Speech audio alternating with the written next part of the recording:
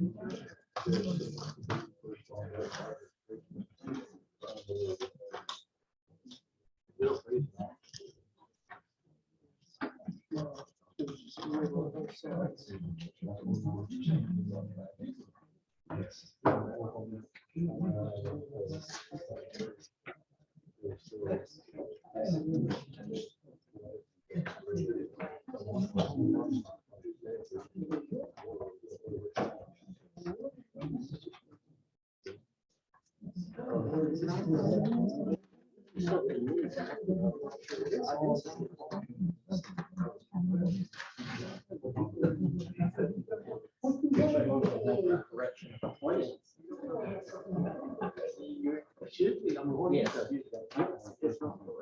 don't think it is. Oh, boy. Yeah.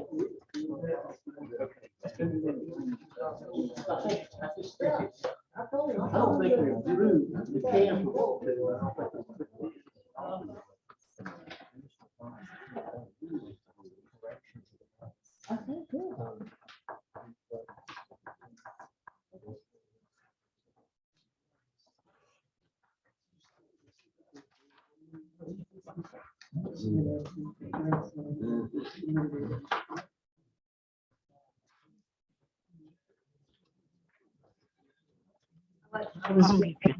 I'm sorry.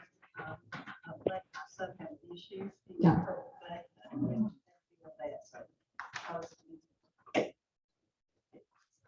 Commissioner Bailey, if you give us the honor of the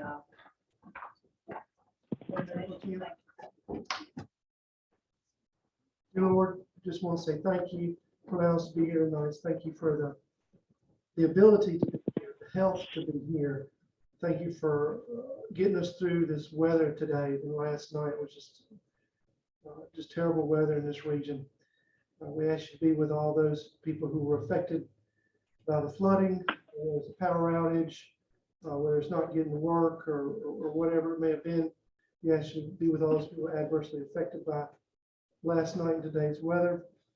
We ask you to give us grace as we go about the town business, grace to seek that calm, still voice, and seek your wisdom as we go about the town's business.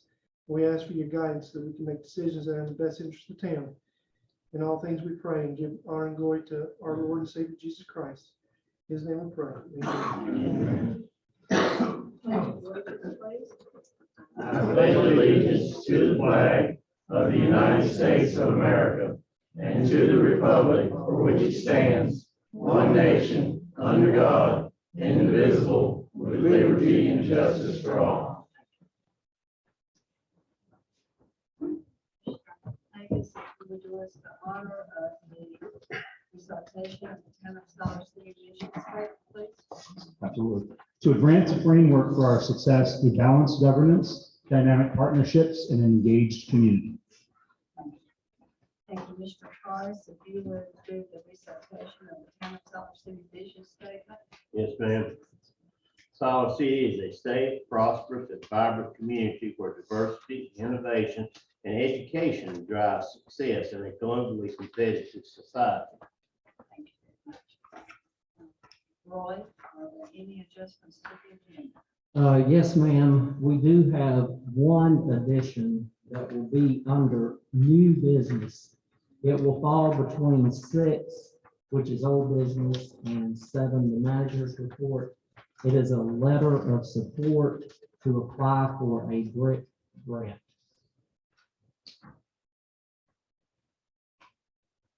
So do we need a, two votes thing? Roy? Yes, ma'am. What's the first? I'll make a motion that we approve the agenda as amended. All in favor? Aye. Any opposed? And then, Make a motion to approve the consent agenda. No, I'm sorry. Yeah, we make a motion that the agenda is approved. Got a question on the floor. Yeah, before, I think, getting, I got a question about something in here from our previous meeting. okay, On, under where we talked about, replacing the trees and stuff down there. If you look on there, it says fencing. It's on page 5 of 47. What page? 5 of 47 in the packet. The fence options, we had that on there, but I didn't think it reads like we approved to go ahead. I didn't think we approved it because the trees were going to stand out. And I think it's just a point of clarity is all it is. We just approved the trees, not the fence. That's right, that's Yeah, correct. Yeah, we did. We thought we could look at the fence later. Yeah, that's what I thought. But as you read this, it makes it look like we're gonna go ahead and do it. And I just wanted to make that a point of clarification. You're right. I'm done. Second. We good then?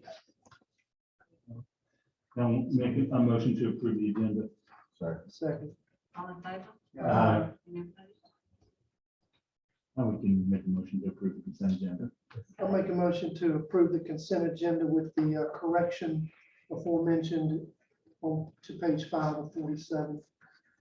All in favor? Aye. Any opposed? Now we have public comment. So please remember that each speaker is limited to 3 minutes. And here will be less 15 minutes or less. So the first person we have signed up is Donna. Hey, Donna. Good. Please state your name. Don Matthews, 909 12th Street, Siler City. Good evening, everyone, and Happy New Year. Good evening, Mayor, the Commissioners. I hope everybody had a wonderful new year. Back again with the same issue. I will keep coming back with the same issue until it's resolved. And that is the lack of taking care of some of our neighborhoods. As you know, we had snow, sleet, rain, and a little bit of everything today. And I actually watched the water flow, and it's still not happening. Now, it was a month ago when I came here, and nobody sitting in front of me said a word except Attorney Farley talked to me much later. And I'm just wondering if I'm the only one that is concerned about this. Let me tell you about my neighborhood. It's an old neighborhood. Most of the homeowners, most of them are now deceased. It was a well-kept up neighborhood. But now, due to the lack of public services being done, leaves have been laying on the ground, on the curb, for 3 weeks. And been picked up. Drug dealers tell our neighbors that, I don't know why you're talking to me, the police know what we're doing. So I'm just trying to figure out, what is it going to take to get you to move? I will continue to come back until I see something different happening in our neighborhood. I'm not going away. So you might as well get used to either listening to it or doing something about it. Thank you for your time. Thank you, Donna.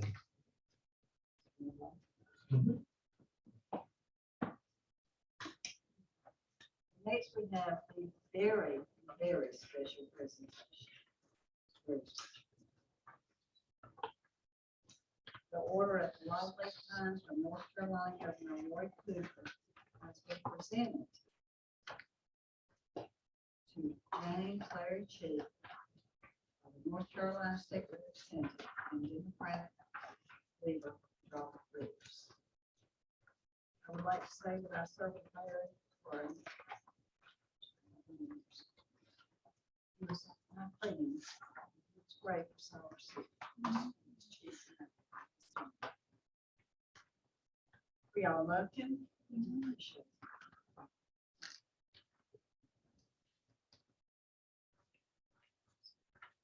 him. So tonight, we have the Honorable Robert Reeves with us to present the Order of the Longleaf Pine posthumously to Ms. Cheek in memory of James Larry Cheek, Mayor Pro Tem of Siler City.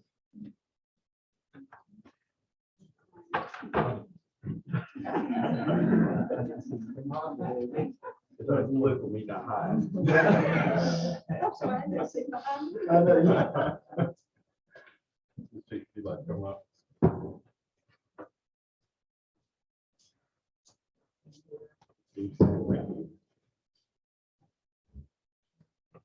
And for those present, I think all of us here, were touched by Larry Chief in some way or the other. If I could take a point of personal privilege, I would just say that when I started in this position just about 8 years ago, I guess it is 8 years ago now, 8 years this month, I had an opportunity. I already knew Mr. and Mrs. Chief through family, but he had to take another role with me at that point. And he had to put me on the crash course to kind of learn something about politics here in Chatham County. I got appointed in January and I was running in February. And what I will say is, for all of you that are in public service, we appreciate that you're there. For those of you that support folks that are in public service, we appreciate that. But you can't imagine the importance of your position when you just sit and take the time to talk to somebody. And the thing that I always think of when I think of Mayor Cheek is I think of somebody who there was never a moment where he didn't have time for it. I don't care where I saw him. I don't care where anybody saw him. It wasn't particular to me. Anybody could see him. If you had to stop and talk to him, he stopped, he sat, he listened. He was always patient and just a wonderful human being that left us too soon, but he had such a rich life while he was here. And we're thankful for the time that we had with him. And we're thankful that God allowed him to be here as long as he did. But he really was, and I know that you were proud for him. And I know that all friends and family, you know, it's nice that when you do leave this earth, people only have positive memories about you. And I can tell you that, you know, even in all this time, never a single bad word from anybody that ever did anything to Mayor Chief. And it was sad that he and Mayor Grimes passed at the same time, but if any two should have been together, it was those two, and nothing meant more to them in this town outside of you.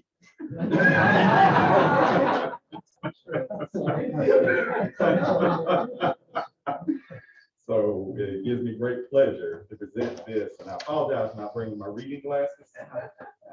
Once I hit 51, and suddenly I need reading glasses. But I'll read to you as I can. And this is from the Honorable Governor Roy Cooper, reposing special confidence in the integrity, learning, and zeal of James Larry Cheek posthumously. Hereby presents and confers the Order of the Longleaf Pine with the rank of Ambassador Extraordinary, privileged to enjoy fully all rights granted to members of this exalted order. And it goes on to say a couple more things, but that is the main part. But I want to tell you that this means a lot to all of us to be able to present this to you. This is a labor of love for everybody that's up here today, and we appreciate it. Jennifer Roy especially appreciate all your hard work and getting this done. And I hope that you're able to know that this is at least a small token of all of our appreciation for everything that your husband did for this fine people. Thank you so much. Thank you. I'd like my family to stand, if they would just stand just momentarily. I would just like to say, Larry will be proud. And I am most appreciative for all that has been done. He loved this town. He loved this board. He always had time for anyone. And I just like to say to express my appreciation to the governor and to you, Representative Reeves, and also Senator Valerie Fashidi and Mr. Town Manager Lynch, and to you, Cindy, serving as mayor, and to all of the commissioners, and to Jennifer and all of your staff, because I know this is not an easy feat, that it took recommendations and letters on behalf of others in order to get such a deserving award, because this is the highest civilian award that is given in North Carolina. And this is such, I would say, a magnificent addendum to Larry's rich legacy, because he did have a rich legacy. And everything that he did it with honor, he did it with love, and honesty and truth and integrity meant so much to him, as I'm sure all of you know. And he would just be proud. I had asked my granddaughter, I said, when this award is given, I said, is there something you can do to take a snapshot so that we can put a picture of this on his grave? She said, yeah, I'll see what we can do. But I said, this would just be the epitome for him, because he did love Siler City, and he loved people, and he loved treating people the way that he would like to have been treated as well. So I say again, thank you for your dedication and for your time and effort that went into this, because I know it was time consuming. But just know that my family and I, we thoroughly appreciate all that you have done, Representative Reeves, and give my regards also to Senator Rashid, because I'm sure she played a huge role in this too, as well as all of you. So thank you again. This couldn't be.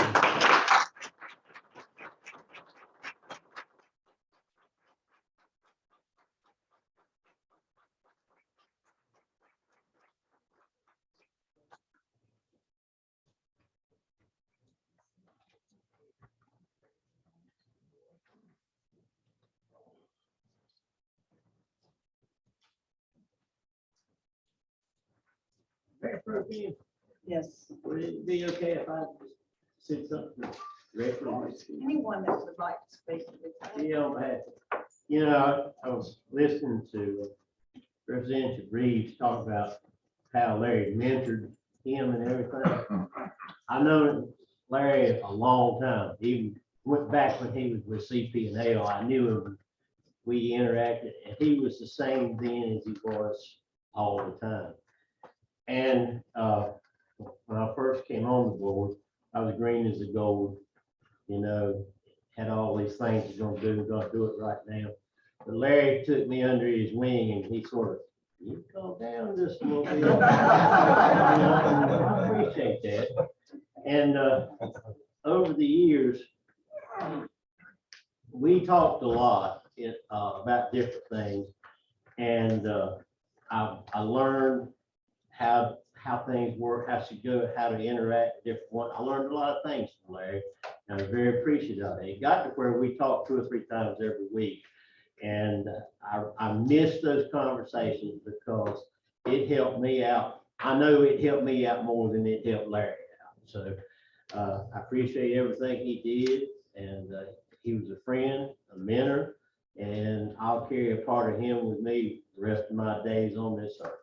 Thank you. Thank you for those comments. And it makes you feel good when you see people on the street and they say, I still miss Larry so much. So those good things are what's important. So that meant that his life was well served, and he was just a wonderful servant in everything that he did. Thank you all. Larry was a great friend. And I've known you since I was 11.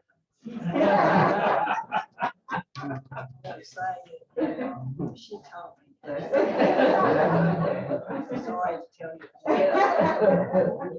But Larry helped me a lot. I'd call him, you know, we had conversations, and he'd tell me, I was like, Larry, what do I do? What's going on? There's my, and he's great too. You are a big influence in my life too. He made a difference, and that's what's important. Yeah, I can say one thing about Larry. He loves his town.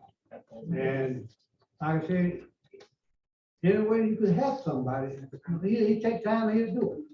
But I know he had called me several times, man, tell me some situations about somebody, what we need, try to do, try to help them. And, I miss Larry, cause I know he always calling me. We talk about some subject, going on in the town and stuff. I mean, he's been a good friend of mine. Yeah. Ms. Blair. Anyone else?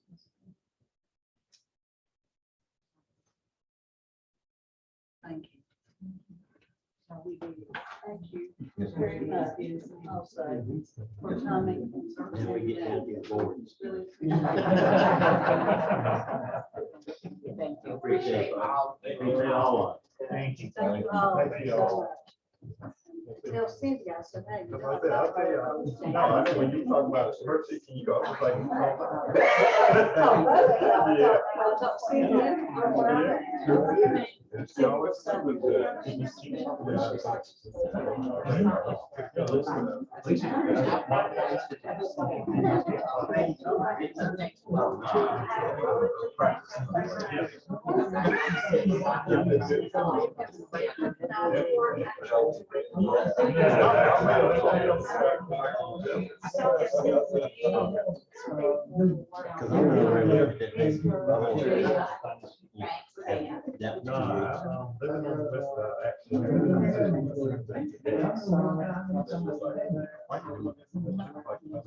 West side of Jackson. Yeah. I would tell folks, I'm wrong county, the 99 county. I could have stayed over there all county.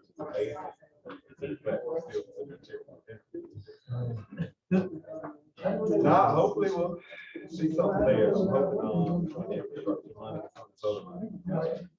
They somehow, hopefully, with that expansion of Toyota. Yeah, I think it would. If you, I told, I hear good enough. I told him I was on my way back from. This didn't drive. 25 minutes. I said, you know what I didn't see? I ain't see any houses. I got shut down.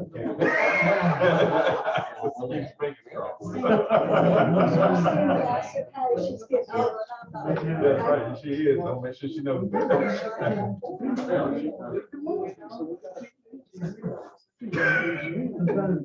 tell her I thought she was born. This is when you were doing the practice. Yeah, you tell her I thought she was born. I'll see y'all later. Thank you so much. Take care. Appreciate it. Thank you. Yes, ma'am. Okay, so going on to the old business, general fund capital improvement plan. Roy? Yes, Mayor Pro Tem, so the Board of Commissioners asked that we dedicate a special meeting to discuss the CIP in the general fund in further detail. Each department director had input initially in the discussion, and the capital requests that were needed and wanted for each department. As we have moved forward with Davenport through the process, the core staff that's been working on this have made minor changes as necessary to bring the plan in line with future debt and cash flow based upon the current value of a penny. You have been provided tonight a spreadsheet that details each of the departmental requests by fiscal year. The potential grant funding for each is listed in a separate column. So I will give you an example based upon the layout of the sheet. If you turn in your agenda packet to page, let's start.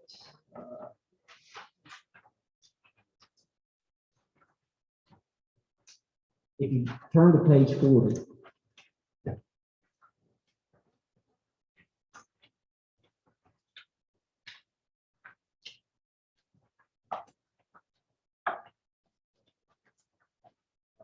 So on your spreadsheet, on the left-hand side, there's a column with the fiscal year, starting with 2023, followed by 24, 25, so forth. If you look on page 40 at the spreadsheet, at the bottom of fiscal year 23 is $2,075,000. That ties back to the $2,075,000 that's listed on this spreadsheet that is detailed. And it'll show you, for instance, number one is the airport. So when you look at the airport and you see $160,000, if you look at the spreadsheet and you follow down the departments, you'll come down past fire, police, planning, all of those, and you'll see two airport line items. When you follow those over, it talks about, the first one is land acquisition and hangar. The second one is land acquisition for parallel taxiway. When you add those two columns under amount, it's 110,000 and it's 50,000. That's the 160. The column following is, you have listed potential grant amounts. This is based on Department of Transportation, Division of Aviation. It funds 90% of these costs. So under each one of those, you'll see the 110,000 for the total amount. Potential grant funding is 100,000. The town's match would be $10,000. So forth. So that explains the spreadsheet as you look at it and tie it back to the schedule that you have that was presented by Davenport for the 10 years. One other thing I do want to mention on the spreadsheet itself, you have a separate page that has blue, yellow, and green. It is the last page of this spreadsheet. Staff went further to look at, while we were in conversation with the various departments, to look at an even expanded time frame, looking at 20, 35, 37, 40, 45, 50, 55, and 60. These are, we were looking at projects, looking at future growth, potential items that, would be on the horizon, conversations for the board. But we did want to let you know that we had taken time to analyze all this, put it into the spreadsheet, even though this is not a part of this original CIP that you currently have. It's future projects that we will need to look at. So going back to your other sheet, and I know we just provided this today, but when you were looking at the spreadsheet, I wanted to open it up to the board to see if you had questions concerning the CIP after you had time to review it. If there's anything that Tina and I can answer, she's here as well. And we'll be willing to discuss any of the line items, projects themselves, the timing, whether they're in certain fiscal years and why that is, and so forth. And also, we do have Ty with us tonight. He's virtual. In the event that anyone has any questions, again, I think he did a thorough presentation twice with this to the board, so that you could have a better understanding of the plan itself.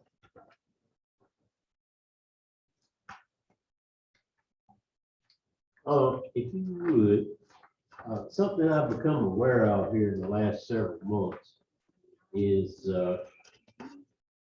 over at our maintenance facility over on Dogwood. Where do if I'm looking at this thing correctly, we've got down 2028 to do some work over there somehow or another. Yeah, well, where I'm headed with this is, I got to notice it. We got equipment that we work on a regular basis over there. And our equipment's bigger than our shop. And you can't get the, in inclement weather, whether it's raining or cold or something, you can't physically get the equipment in the building to work on it without laying outside in the elements. And our people are doing it. We don't have much choice.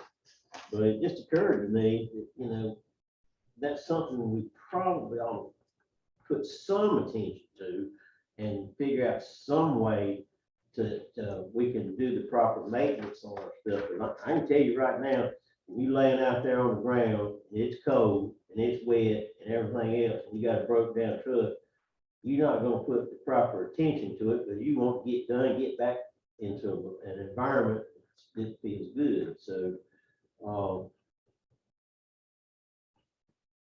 just something I'd like to throw out there. Maybe if we can move that project up just a little bit, rather than 20, that's 6 years before we do that. I don't know exactly what needs to be done, but if you ride over there and look at that sometime when Kevin's over there working on something, taking a car in there is no trouble. If you take your boom grapple trucks, which we got 2 of them, or if you take our collection trucks or any of those others, they just will not fit in the building that we have where we have to do maintenance on. So yeah, I think I'd like to be forced to look at it a little bit sooner than the 28th. Right. And this is the opportunity to have that discussion about what priorities should be set in the time frame that they need to be put into. One of the, again, I will reiterate, this is a living document that is going to be updated every year with various moves back and forth, shifts in priorities, projects, et cetera. So certainly that recommendation can be taken into consideration. And again, we've tried to lay this out evenly across the number of years so that there's not such an impact at one time and such a financial burden that hits during one fiscal year.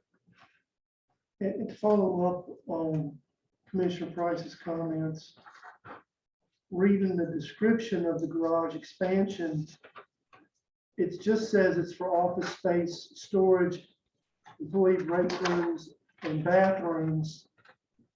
And the cost is $500,000. So how and when do we get to an expansion of the actual working area in the garage?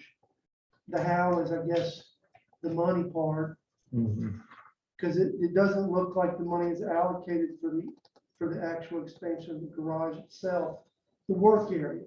It looks like it's for the expansion of some of the amenities. So how do we get to where we can expand it, and when would that expansion occur? Again, I think this could just be some of the wording, the verbiage, and what was put down as the description. I know that the intent here was to relocate some of that office area, push the building out a little bit further, but still utilize, just like where they are now, that potentially could be turned into a maintenance area as well, maintenance bay, whatever that would be called. I'm sure it would be a lot of renovation as well to the current building that was there. This is not an entirely new facility being built ground up, because $500,000 certainly would not pay for that type of expense and duration. The town owning extra land over there. Pardon me? The town owning extra land over there. Yes, sir, we do. There's a couple of areas right around adjacent to the property that we have now.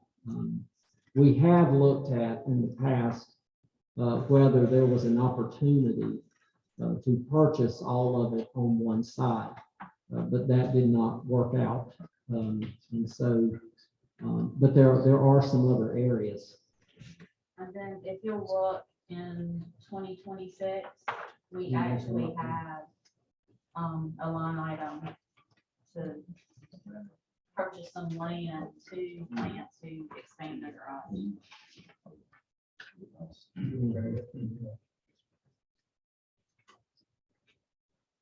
Another question.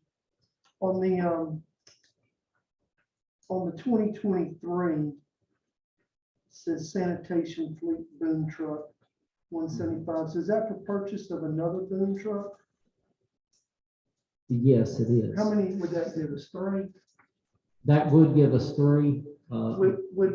With three trucks, would we be able to craft a different schedule for pickup of leaves, limbs, brown and white goods? Because the reason I'm asking is that drove around town today, there's leaves everywhere. There are. And I know specifically on Tanglewood, I got a complaint. I think I called it in to you about 3 weeks ago.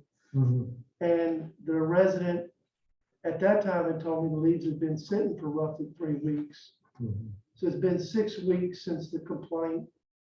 Now the leaves with the wind have all blown asunder. They're everywhere. And it's not just, that's just one street, but it's like that everywhere. So we either don't have the equipment, we don't have the manpower, or we haven't properly grafted out the proper time management for all 3. Might be a little bit of all 3, but this is not far away. It's only a year, but would this give us the ability to maybe craft a different pickup schedule? Yes, most definitely. And Chris and I have talked about what that looks like, what the schedule is like, the reason that the schedule is like it is now. And part of it is the fact of the amount of equipment that we have. It's like now they take both trucks, they fill one up, they continue with the other one while the one goes and dumps the leaves and comes back. He said they could run 2 different crews in 2 different places, but the downtime that you're gonna have from the time it takes them to go dump the one truck, it kind of evens out. However, with additional equipment and staff, yes, certainly there could be a quicker type of rotation in the schedules themselves. Now, I will say this, looking at what happened this past year, and I think it was, we had a little drier weather leading into this part of the season. The leaves fell faster, which did kind of back up the overall process. Again, no excuses for, not being able to get around in a timely manner or expectation, but we are doing everything we can. Staff did work on the days that we were scheduled to be off, the normal holiday schedule. The only day they didn't work was Christmas Day and New Year's Day. But they have been working to try and get around. We had volunteers that came in, so. I probably hear more complaints about the failure to pick the things up that are out front than anything else. And it's not necessarily just leaves, it could be, a brown or white good sitting out front that sits there for a month or more. But also, if, they need to call the town and say, put in a work. I've done that before, if it's set out there for a few days, I'm like, I've had something out here, can you please put in a work order? Maybe they don't know that, but that's the message we should get out. If something's been sitting in front of your house for more than whatever amount of time, call the town and put in a work order. And that works every time. I thought they had so many days, a certain day they had stuff to pick up. But they do, but they can't, obviously get. On certain side of town, like Monday and Tuesday, I might pick up on the west end. Maybe on Wednesday and Thursday, like on Friday, I might be on the east side of town picking up stuff. Are they still doing that? There is still a schedule. However, this last year as well, being that we have had some problems with the maintenance on one of the trucks. It's been down. And so we have been limited to one truck. That's another reason this one, would certainly be useful in an addition to the process itself. So it does. And, these, sometimes they have to come out of Greensboro, they have to order parts. They've even actually taken the truck, had to take it up there. So, that is time consuming and a loss at that point, but there is still a schedule that they have. And oftentimes, like if the schedule, like if they pick up certain things on Wednesday and somebody puts that out there on Thursday, and then if it's not picked up, and it's there the whole weekend, they get upset and they call, why haven't, it been picked up, because you didn't have a schedule. So they have to put in a work order. And I think maybe that might be something we need to address in our water bill, saying if you've got whatever and you need it picked up, and it's not picked up in a certain amount of time, call the town and put in a work order. That is true. But the question that I have is, even though, and I understand about putting in a work order, but even though you may call, you still have a long lag time. Donald mentioned 3 weeks with leaves. It's been more than 3 weeks. It was the week before Thanksgiving, the last time that they came to pick leaves up. And so, with the heavy rain that we just had, if people put their leaves out, then the water's not going anywhere. It's because the leaves are out there in the way. So, those, whatever the schedule is there a way that the people in the town can know what the schedule is for pickup? And I know some people may be privy to when it's happening, but is there a way that people can know, oh, this is when they're coming to pick up this, and this is when they're coming to pick up that? Because, it's still some things that's out on 13th Street. People they were working on this house over the holiday, and it is wood all over the place, and then there's another patch of things that's out there on 13th that I guess it's mixed stuff, but it's been there for a long, long time. It's time for it to be picked up. Yeah, and I have more of a suggestion than a question, but I know Jack does a great job with his Instagram account and other social media. I'm just wondering if the Public Works could do something similar, and they can communicate with the citizens via social media to let them know, hey, our schedule this week is this, or we're coming out something. And people are very social media savvy these days, and letting them know what's something that we don't have to rely on paying money and for an advertisement in the paper, something that can be instantaneous. And also what we will pick, not only schedule, but what we will pick up. Because maybe the reason they get picked up is the town doesn't pick it up, but my backboard broke off, plexiglass backboard. So I leaned it up against the telephone pole at my house. It was there for 6 months, never got picked up. So I just broke it up into smaller pieces and put it in the trash can. So maybe even putting down what we do or don't pick up, in addition to schedule, that would be helpful. Well, I'm not sure that was because they wouldn't pick that type of material up. Sometimes there are questions about what, now, I mean, yes, you said it was 6 months, it's set out there. Yeah, that's a long time. I would think someone may want it picked up, but, you know, the way it's placed as well. Yeah, she doesn't use it for, she if- uses it for pull-ups, she doesn't use it for basketball anymore. Well, and going back to Commissioner Hayes, your comments about social media, one thing that I was gonna bring up, later, after we get through this, is the fact of our new website. And it is tied to social media, Twitter, Facebook, Instagram. All of those options are available now, and the department heads will be able to use this as a tool, as you have indicated. So that the website just went live. So I was gonna bring that up, but it's good. Time that you, Yeah. did you look at it? Just no, you can't pay your water bill online. Yeah. There's no link to pay your water bill online. Is it?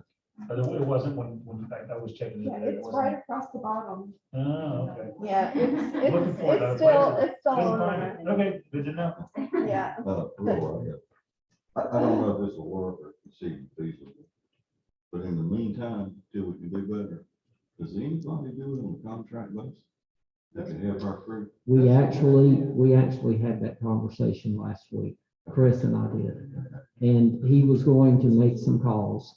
Because you to don't see. need them. Well, what happens is you Yes. got like a 4 to 5 week rush period when all the Mhm. leaves fall. We would only need them for like a month.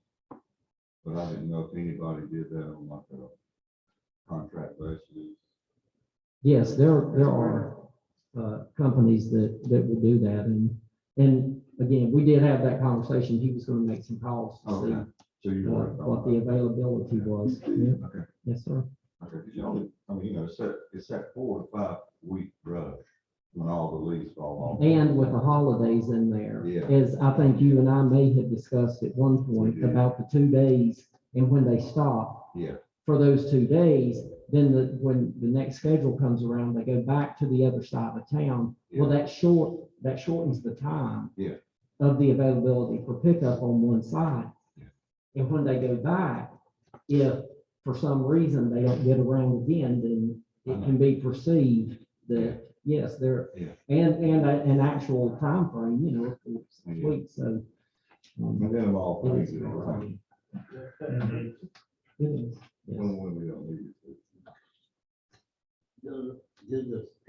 The operators that we have that operate the knuckle boom truck, are they also the ones that drive the truck to pick up the lead? The same operator? So it's a different thing? There are different, yes.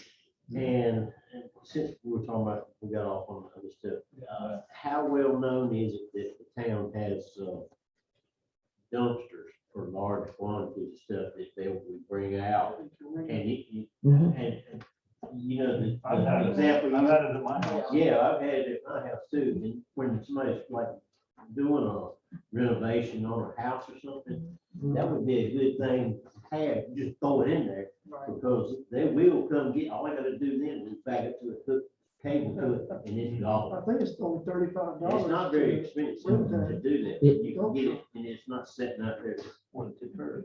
When we initially started the program, they did put something out, if I'm not mistaken, in the water bill. It did go out as well as it is in the fee schedule now. And part of what the request for next year is going to be is to add additional. It's, that could be, I'm not sure that the general population knows that we're doing it, and they're nice, you put a whole bunch of stuff in there too. Mhm. They stay booked up. They do. Yeah, they're Oh, like that's for the, good. for the next, looked at it last week, next 2 or 3 weeks, because people typically get it on the weekends, Mhm. because they can keep it longer, and yeah, they stay booked up. And I think he put in his budget to buy 2 more for this Mhm. next year. Okay. Look, that would be good if they would use something like that, because, I mean, it is big. On the side of the street. Yeah. I've seen when I'm riding around looking, the people, and I applaud them for wanting to renovate and fix and Karen, that's great. But I'm probably guilty of the same thing. We start that, well, we'll just take it out of here. And don't give any thought about it, we'll get rid of it. If we get just a little bit more thought, knew that, but it's just as easy to throw it down the curve or throw it over into the other thing and be done with it.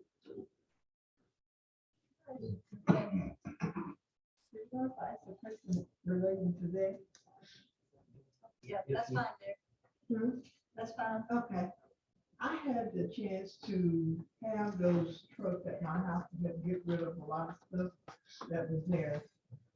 I'm wondering if when contractors are doing their work, could that be somewhere in the process of where they have to have those trucks there so that they cannot leave that stuff and they can have it there at the time when they're working and they automatically have that stuff pulled away. Because once they get it done and taking it down, they can put it in that bill and they can come and get it. That could be added on to the, what you call, what they have to have. Yeah, the dealer permit and stuff like that, that could be an added entity to that so that they can know that their responsibility will be to get that stuff. I think I think the way our ordinance is drafted, if you've hired a contractor to do any job, then it's that contractor's responsibility to take the stuff away. I think that's what. Yeah. Anyone. They have it on there where if you all make them responsible and see it on that contract when they signing off on stuff, they'll know that they have met every obligation. But I'm thinking these people are not contractors. They're just They working on own it. they own the property that they are renovating.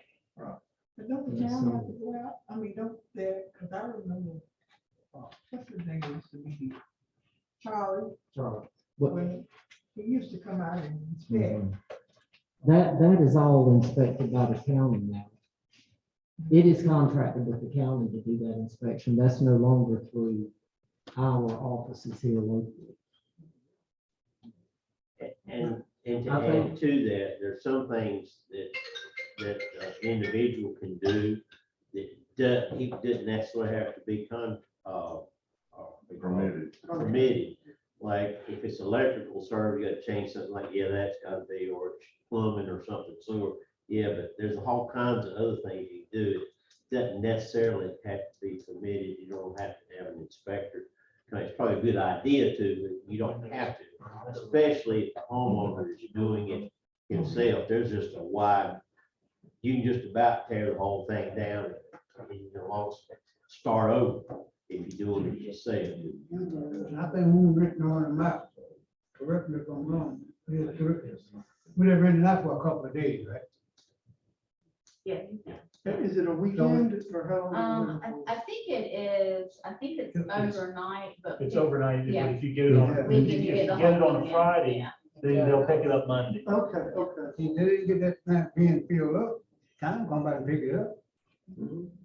So if they wanted it again, they had to come back out and rent it again. Maybe we should expand the time frame, because if you're doing it during the week, Well, if you work all day, you work a job, and you renovate your house at night, and you only get it for 24 hours, hard to get it filled up, you don't want to keep paying to have it, maybe we could schedule, we could get it for 48 hours or something. Well, okay, I think we got. Have an extended rate Yeah. for 2 days if it's. Yeah, we could do, like a long-term rental or something. Yeah, but don't the time they're on two of them, The town, which was on two of them, right? no, don't we have 4 now? We have four of them? Yes. Okay, I thought that was down there. Yeah, one time we didn't have very many. Yeah, I thought we had two, I thought we had four. Oh, okay then. Because I believe with the addition of the 2, there'll be up to 6. Yeah. That'd be good. And correct me if I'm wrong, this goes to the point that she made earlier about requiring, there's also a company here, it's not in the city limits, Maple Leaf, out on Piney Brook. That's what their business is, having dumpsters that, I think, if I was trying to follow what you were saying, if the contractor needed one for extended basis, we didn't have one, or not long enough, there are services available that they can get. Yeah, I had total, I had one there for like 3 months. Yeah. Because I was doing renovations Yeah. and it was $300. Yeah. Mm. Mhm. So that's 2 months.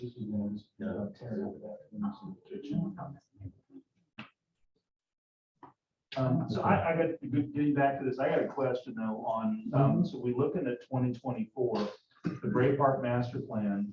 So we're seeing an amount for $3.3 million, but a potential grant of only 500,000. So then we've got to come up with $2.8 million. So I guess my question is, okay, we've got grant funding for, some of this stuff, but a lot of it's going to fall on us. So I mean, obviously, $2.8 million is not something we can just come up with, and that's not the value of a penny. That's a lot more than, that's several pennies. So as part of this, what are our other funding mechanisms for this? Well, and again, when we say potential grant funding amounts, those are more so known grant funding availability versus what potentially could be out there. So in other words, there may be other opportunities for additional grants. We just don't know exactly what those are at this point. We'll be able to get to them. The only other option that we would have is to look at some potential type of, yes, sir. And also too, if you look on page 33 of your packet.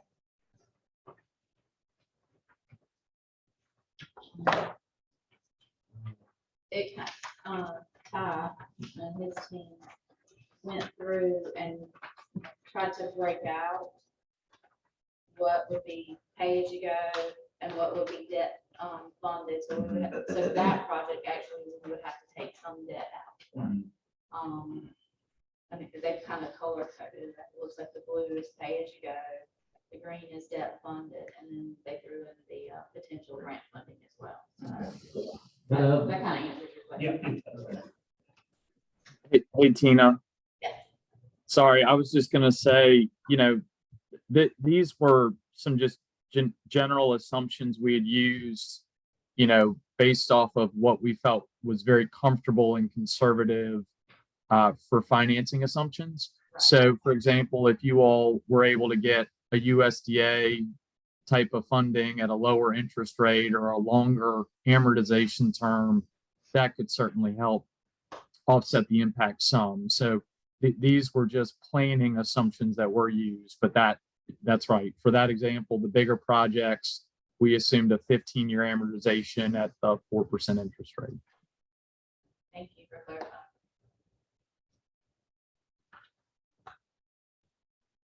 I have a question. Reading through this, it's 3.3 million, and the main centerpiece seems to be the 7,500 square foot community center with multi-purpose rooms. So I need some refreshment of my recollection, because I thought that, first of all, we took a tour many, many years ago of different counties and went to different rec centers, and I thought the price tag on most of those was closer to 15 million. And I thought that a couple of years ago, we had a discussion about the rec center, community centers that were a fear that if we put it first, that it might be outdated by the time the whole Bray Park master plan was done. And I thought there was some discussion about moving it back in a timeline and moving some other things forward. Am I remembering incorrectly?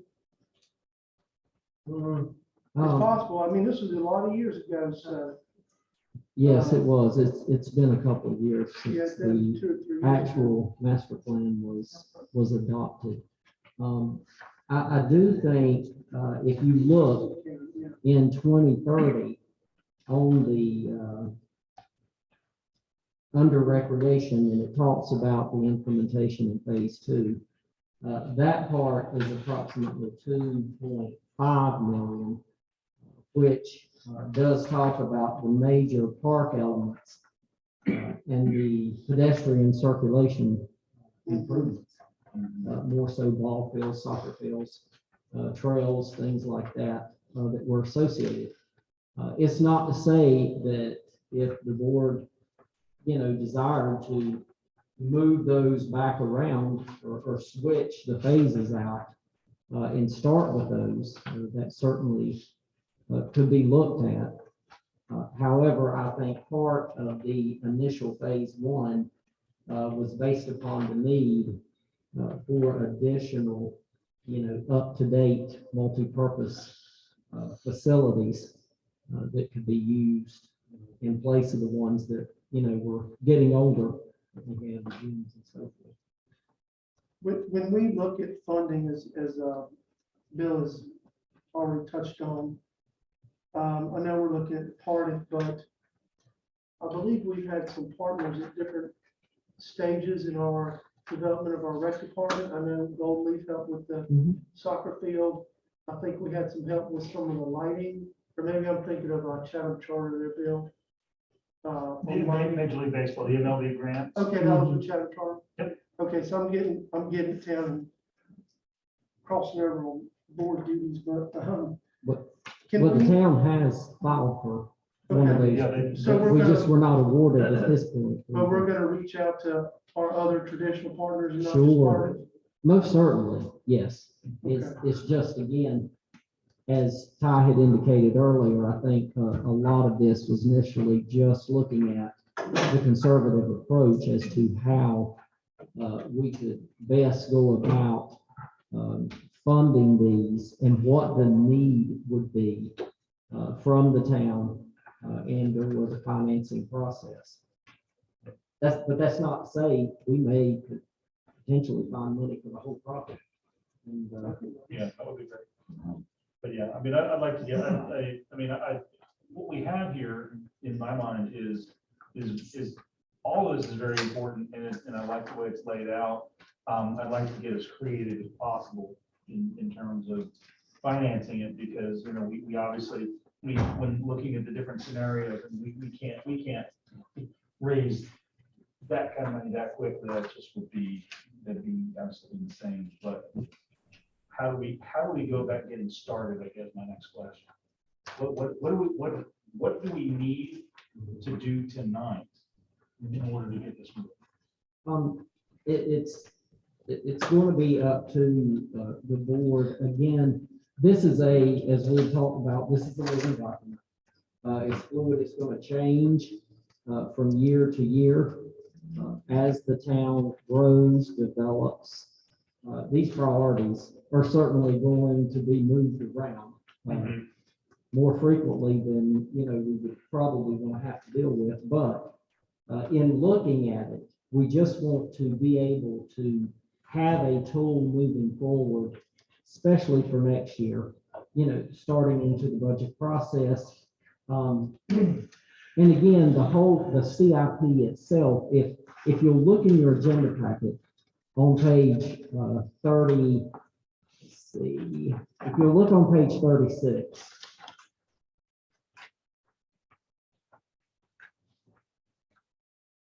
And as Ty had indicated previously and went through with the board, if you look on the left under the fiscal year and you come across and you look at the CIP debt service, pay-go cash, in those columns and you come on over, they did an analysis with estimated incremental tax equivalents that would be needed to fund the 2.075 in that first year. So again, these are assumptions that were made. And if you flip through the pages, if you turn and look at page 38, another assumption they made on 38 was. That's what I was leading. I saw those assumptions, but there's no way we can do a one-time tax increase of 18.73 cents. Oh, no. That wasn't, that was not what. That was the scenario one. Yes, yes, that's correct. There's no 18% increase, or 18-cent increase in either of the years. If you look over in column N, that goes along with each fiscal year. Right. Okay, now, what I was gonna say is if you look at page 38, there is an additional analysis that was done based on the fact if the board is inclined to set aside, especially for the first 5 years, $200,000 from fund balance and appropriate that toward the project. If you look at fiscal year 23, there is no estimated increase. Mhm. And that would still be funding the 2.075 in the CIP itself. And again, that's not to say everything has to be done. The CIP itself, if the board chooses to adopt this tonight, does not mean that you have to use one debt affordability schedule over the other. All it's saying is that you're agreeing with the fact that you feel like the items that are in the recommendation should be priorities for the next budget year.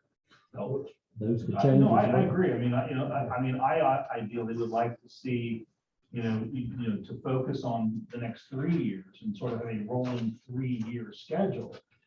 This is what our priorities are, because then that gives us the opportunity. Okay, if in 2023, we're looking at 2024 and say, no, you know what, the Great Park Master Plan, we need to move that to 2025 and swap that with, land acquisition for, the terminal area, whatever the case may be. That's fine.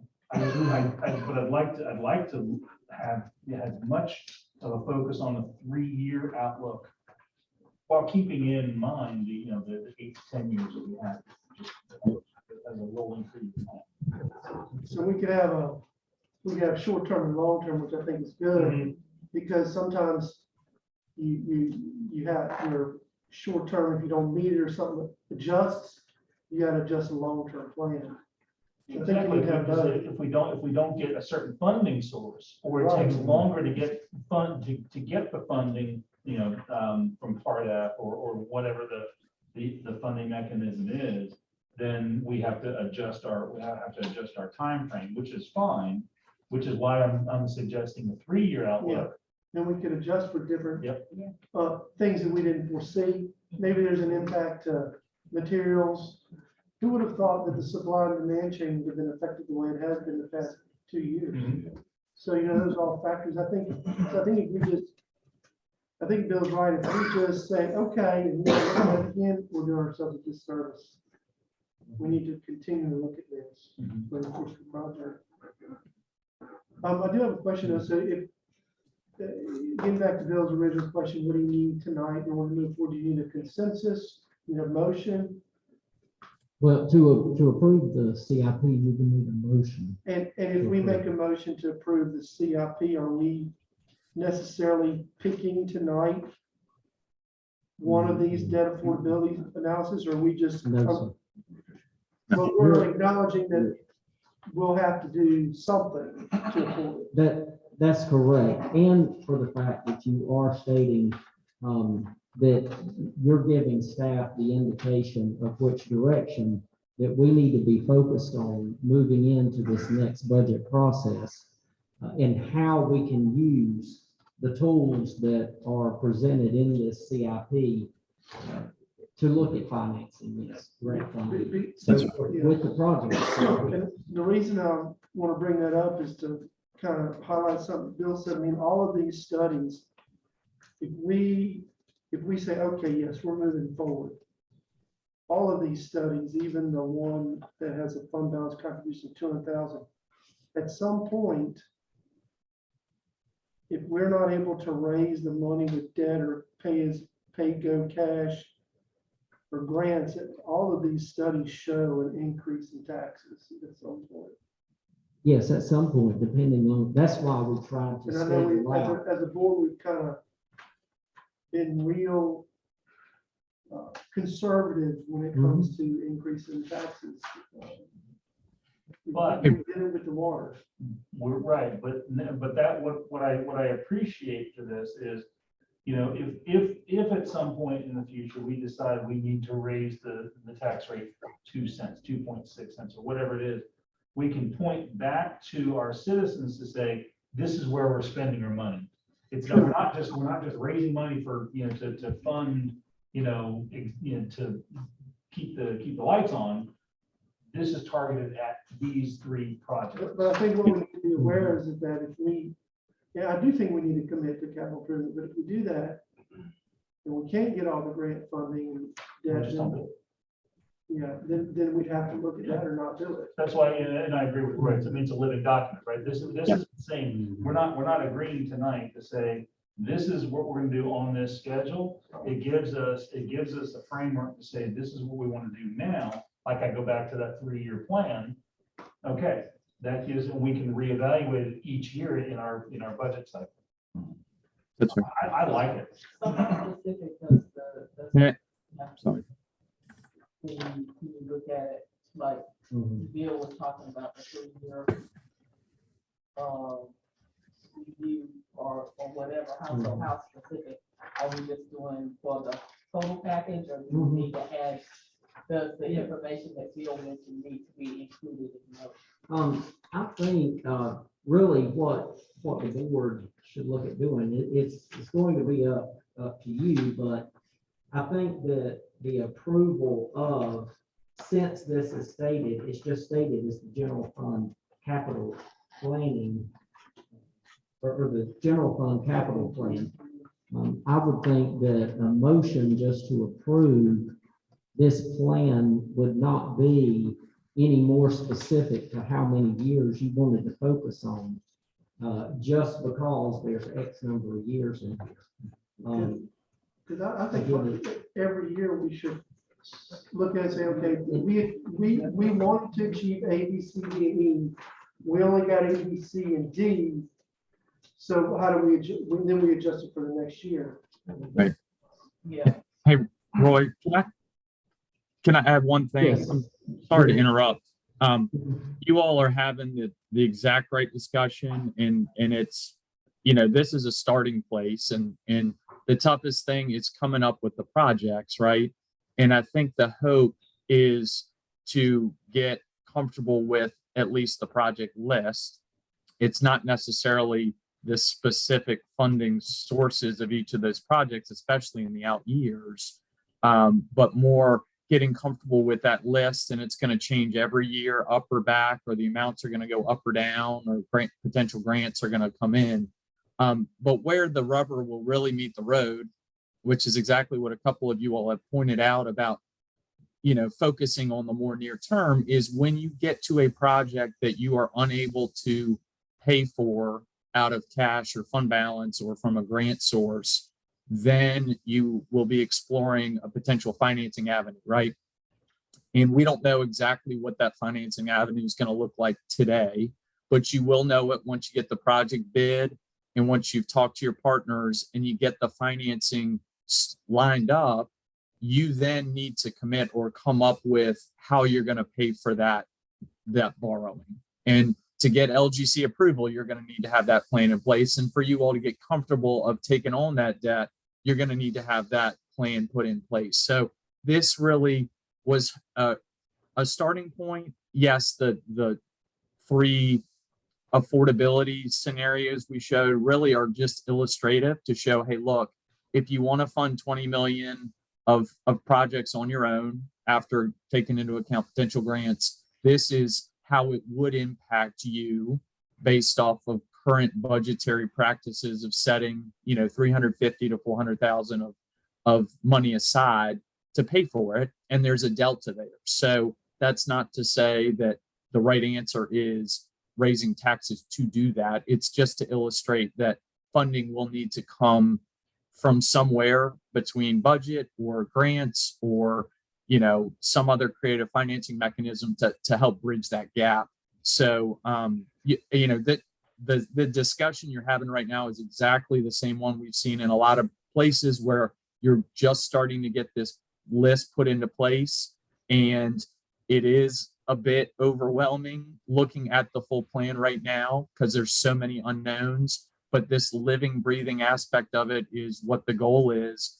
And the annual process is the best way to address it, to get comfortable with, okay, this next year or even this next 3 years, here's how we really feel we're gonna approach that, and we feel comfortable with moving forward with that near term approach. Thank you, Todd. That clarification. So what's the wishes of the board? Do you want to make a motion? Sure. I will make a motion that we adopt the capital improvement plan as presented. All in favor? Any opposed? Thank you, Board. Thank you. Okay, the next thing we have is the manager's report. Yeah, with the addition of the new business. I'm sorry. Yes, sir. Mayor Pro Tem Board, you were provided with a letter. And what this is, as presented in the sewer AIA, which the board has not adopted at this point. I know McGill is going to be coming back and bringing that. The water AIA was adopted. But they'll be bringing back the sewer, but the relocation of the Blood Run pump station was a high priority in that. And I got a question. Go ahead. okay. The town is applying for the FEMA brick grant. And they require a letter of support from the board. There will be a 30% match if awarded, and other funding can be leveraged, other grant funding, so forth, to pay for that 30%, and not specifically from the town's budget. There's no commitment at this time other than the board's support for the grant application, which is due this week.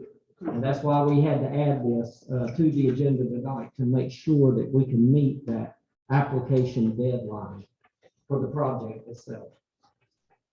And so the grant, we are hoping to get 5 million on a $7 million project. Yes, sir, that is correct, the 70%. And then there would be leveraged funding of 2.1 or 3. Yeah, for the 30%. Yes, sir. And that's on the enterprise side of things. That is. You are correct. This is probably a failure of my memory. But I remember talking about this. I thought it was North Avenue pump station. Not Blood Run. No, this is Blood Run. Yeah. It's the one, yes, Yeah, it's in the see- floodplain. I see what it says, but Mhm. we were talking about North Avenue. Well, at one time, they may have been, and I'm not going to speak to that directly at this point, based upon the prior ones. But I do know that Blood Run has been, one of the areas that we've had a lot of issues in. Oh, yeah. And that's the one that we've actually tried to secure other funding, but have not been successful at it at this point, but we are still looking. Okay. And, Because I just remember talking to Chris and they were gonna move North Avenue up. yeah, because it's in the Oh, it's lower in the line lower. area as well. It is. But yeah, I guess priority was put on this one and that. And that's fine. I just, Mhm. This is to help mitigate the impacts of flooding in the town. That as well as our pump station, yes, being underwater. Yeah. Majority of the time. So do you need a motion on this, or what do you Yes, need? yes, so just a motion to approve, to the application process for the. With Blood Run pump? Yes, I make a motion to approve the application for the FEMA grant funding or the grant for the Blood Run sewer pump station. Second. Okay, And you're, I'm sorry. All in favor? Aye. Any opposed? Yes, ma'am. Sorry, I missed that. All right, we'll wait then. Yes, Mayor Pro Tem Board, tonight, also you were presented with a copy of the state of North Carolina Department of Environmental Quality, the SWRRP certification form. We just need to make the board aware of the creation and implementation of the source water resiliency and response plan. This is a plan that we are required to update every 5 years according to General Statute 130A-320, just for informational purposes only.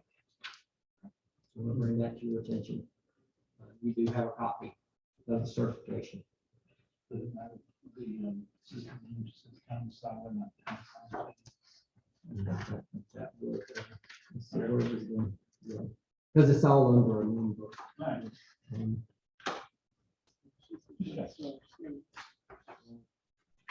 We'll clarify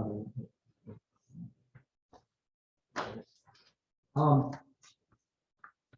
So next, just to bring you up to date, Fifth Street still moving along, just waiting on a couple of the additional parts of that to be finished. They do have to pour some concrete, but the culverts have been placed, the dirt packed.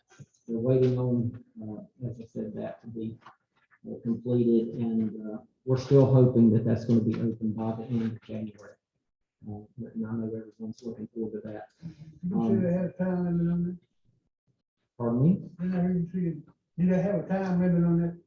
At one point, yes, there was. However, there's certain contracts that have clauses in them that pertain to the COVID pandemic. And there can be certain delays in response to that based on material, which we did face with the culverts. So, but once those came in, they have been able to move forward and, get that accomplished anyway. Work on town hall is continuing as well. There will be an update tomorrow. We'll let the board know at the next meeting where we stand.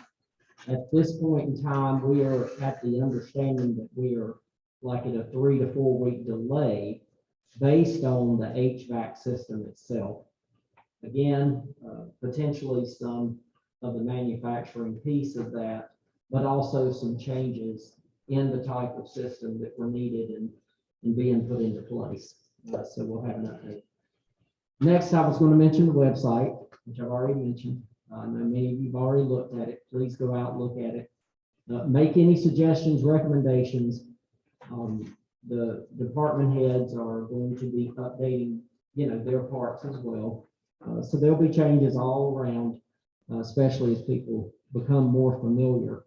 And one part about it is the language conversion on there. I don't know if you had used that, but there's a little toggle up on the right-hand side, and you can pick, I don't know, looks like thousands of different languages, and click it on, and the whole website will change to that language. So it's, just like Jennifer just did there. So we were certainly glad to have that availability as well. And last, just to mention that due to the MLK holiday on the next Monday that we would meet, the meeting will be held Tuesday, the 18th, instead of Monday, the 17th. So that's all I have. Next is the department reports. Anybody have anything to report besides what's in our packet? William, you have anything? Yes. Anybody but Louis have anything to say? I could be fine,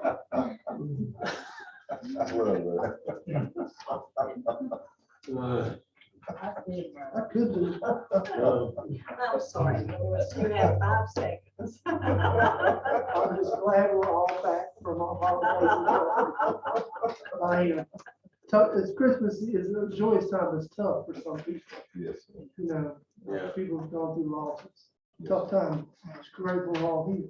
I am too, but you used your 5 seconds for the next meeting. I'll He take- won't forget that now. I'll take that He'll along. add that on I'm there. not gonna forget I'm it. gonna take that along. No, he comes up with it. Anyone else have anything to say? Happy New Year, everybody. Happy New Year. It's gonna be a great year for the town of Siler City. Are we going into closed session? No, ma'am. Yay! All right. The meeting is, Yes. Wait. Yes.